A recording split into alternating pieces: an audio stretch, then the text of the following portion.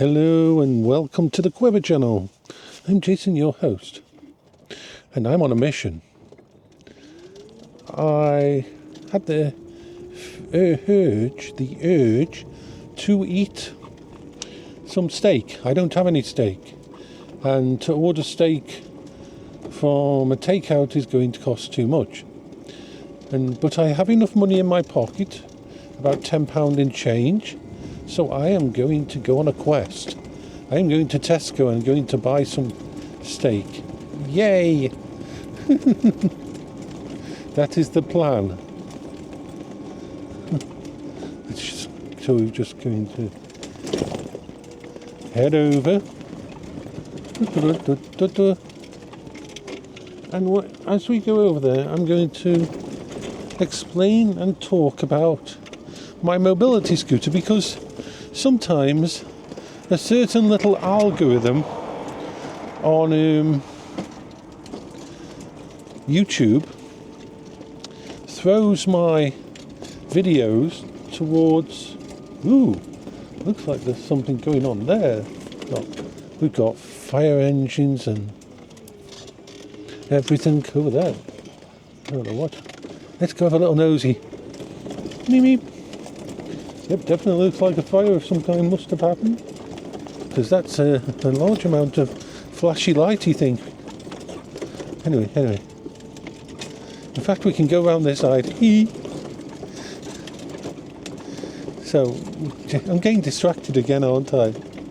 It happens. Flashy lights. Yay. Hope everybody's okay. Hope nobody got hurt. I love fires, but I love fires. I find flames beautiful. But I'm not a pyromaniac, and I don't like to see people's stuff getting destroyed and so on. So, anyway, the Quingo. This is the Quingo Tourer 2. One of the most over-engineered mobility scooters you can get. To buy one of these new costs £8,999. Of course, you can get it on pay per month and things, and you can get it on, I think even you can do a mobility thing with it. But I didn't have access to that, so I couldn't buy one of these brand new. They were just too expensive.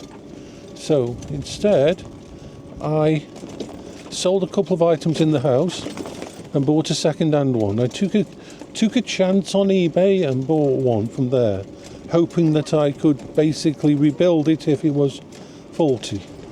As it happens, this particular Quingo Tourer Mark II had sat in a garage for almost a year and a half. It's kind of sad, but this can happen. What happened was someone bought one of these, and then before they even got to ride it, they had a stroke and died. And so it just sat there. And then a company bought it and refurbished it, because it had been sitting for a year. It needed a few bits of the electronics redone. And then I bought it, and I had another mobility scooter. So that I basically paid about £1,750 for this. But I got a very good deal, because I got 2 years worth of roadside assistance and everything with the breakdown cover and all that kind of thing, which is wonderful. And so, the Quingo series of mobility scooters are not the easiest to drive. The steering isn't the easiest to turn.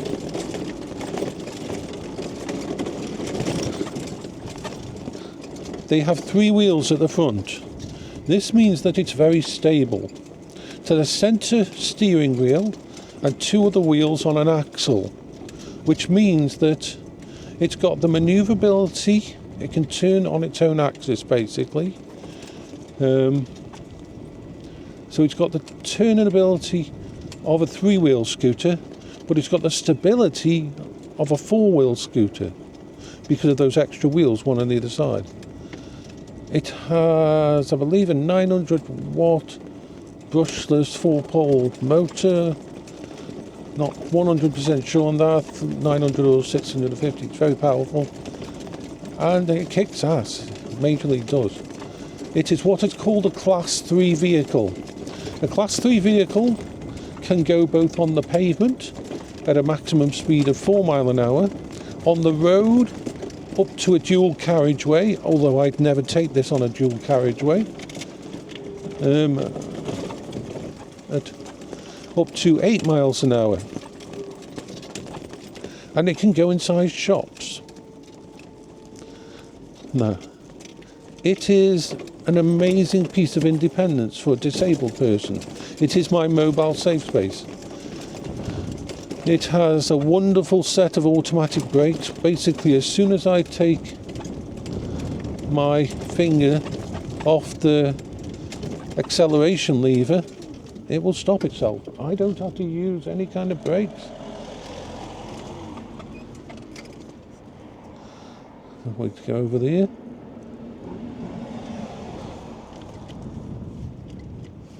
I always put these on when I cross over a road.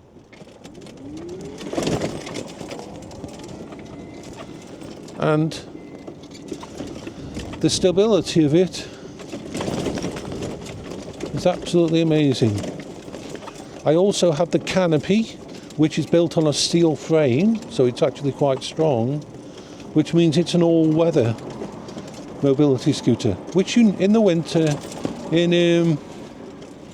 the UK weather, yeah, it's nice to have that. So,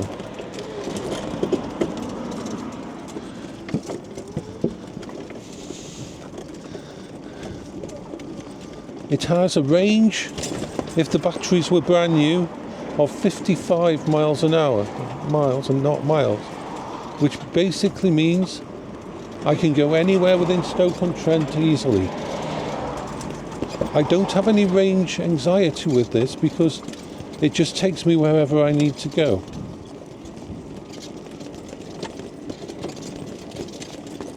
It has LED running lights front and back.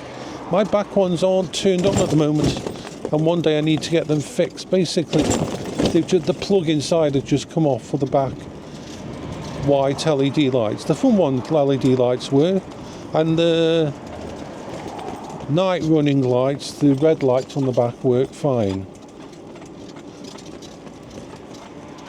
But the actual rear white lights don't come on at the moment.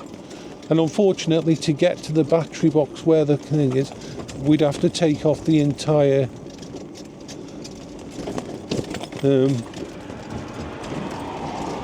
frame of the canopy, because it screws into the actual thing. So that's a little bit of a thing that I need to sort out. All the tyres are inflatable, and they inflate to a standard 35 psi. I have a little thing to pump them back up. I do a lot of my own maintenance on it to make sure the screws don't undo and things like that. I'm going to turn on the light. Oops. There. Unfortunately, this is going to mess up the camera footage a little bit.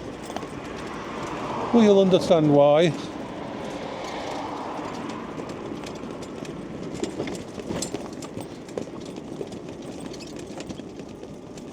In fact, I'm going to turn it back off. At the moment we're okay, we don't need it on as much as we have got it on. We've got the little lights on the front.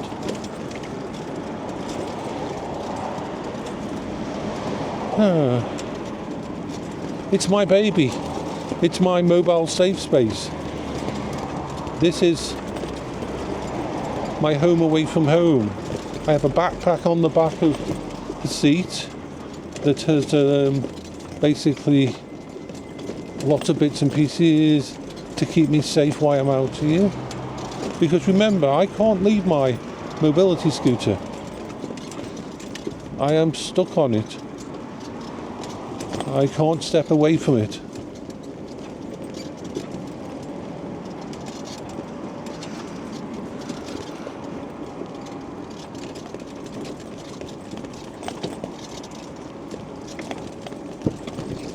And we are on our way to Hanley. I'm taking a sort of adventurous route to Hanley. I could just go, in fact, no, we'll go this way. We'll go this way today. Instead of crossing over, we'll go straight up here. It handles hills fine.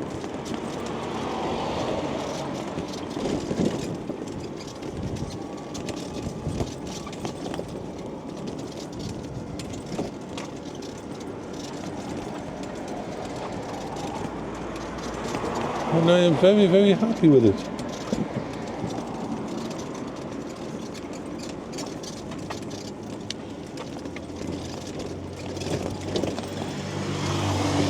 The seat on it is a full-size captain's chair, and it's got a full memory foam backing and it is very, very comfortable.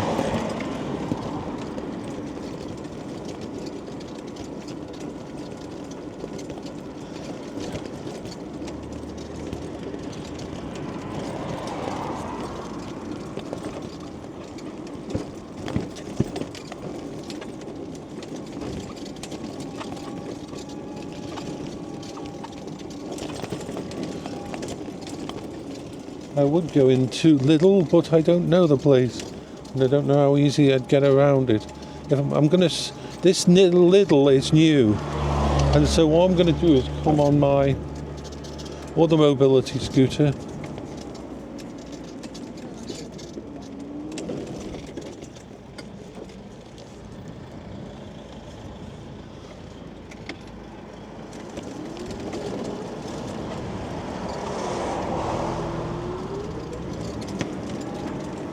So I'll come up there probably late.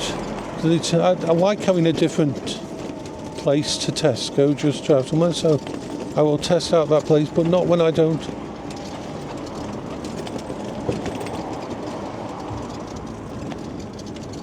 have my full thing. But yeah, I've got a spare mobility scooter which is a backup. It's one that can go on a train. So it's kept in the house, all folded up. It can't go on the roads.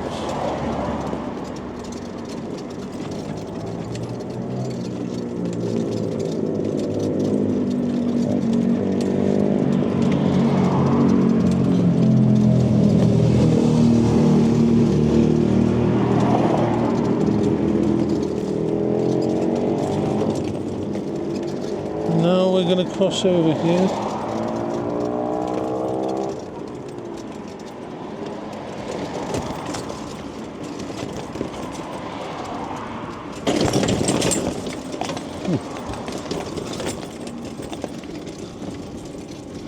Beep, beep.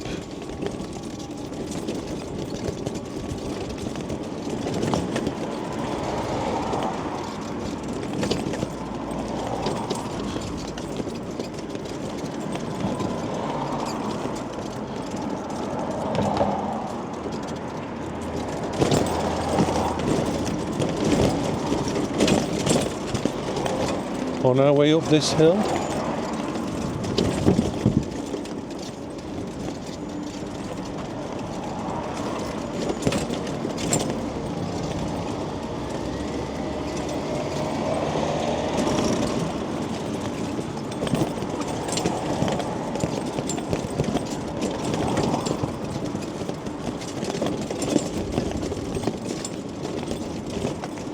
On our way.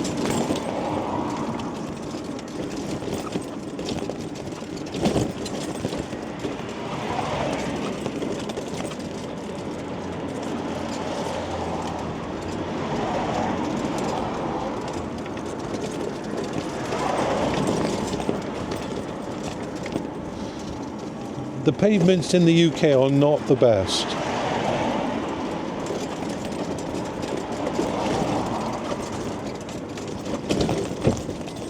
And not only a couple of makes of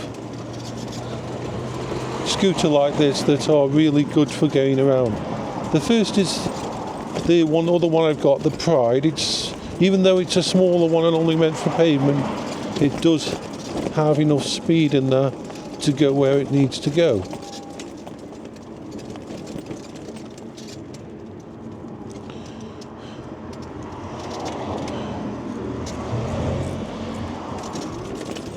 Make sure nothing's coming.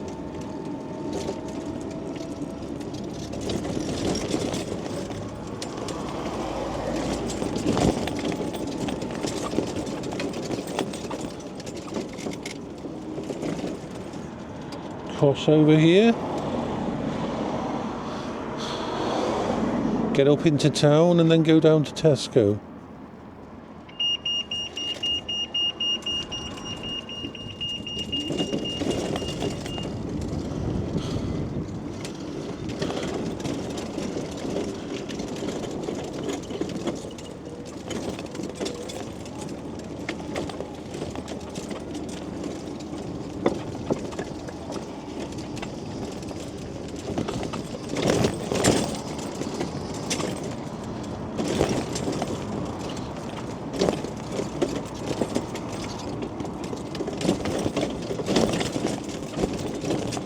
It really has changed my life these last year and a half now, to be able to go out like this.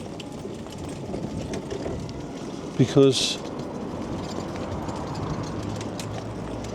for many years before that, I didn't even leave the house really.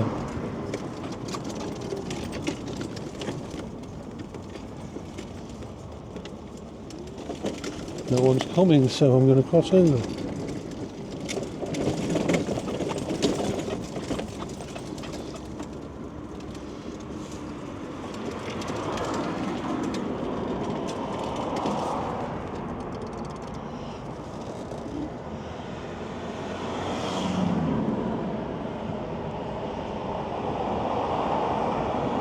There's a roundabout just there, so I don't want to go without the light going because I can't see far enough to be sure.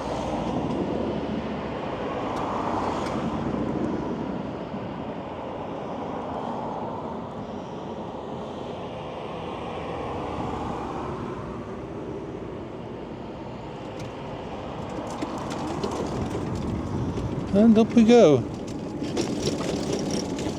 And I'm going to go onto the road here, so I will have... it's because I've got my bloody gloves on. Can't press the button for the light, and, you know.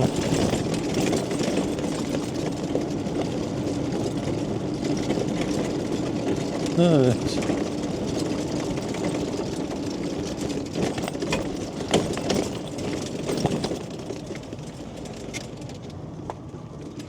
Okay.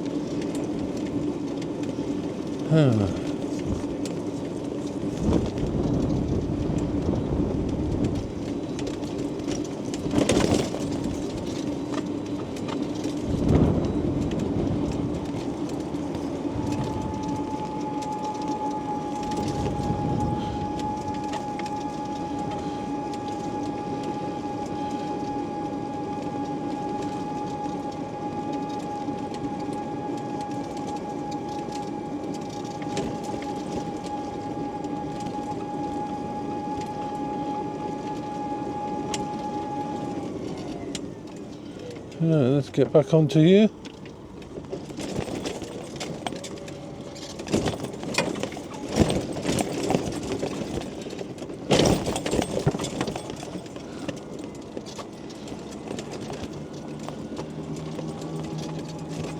And down to Tesco.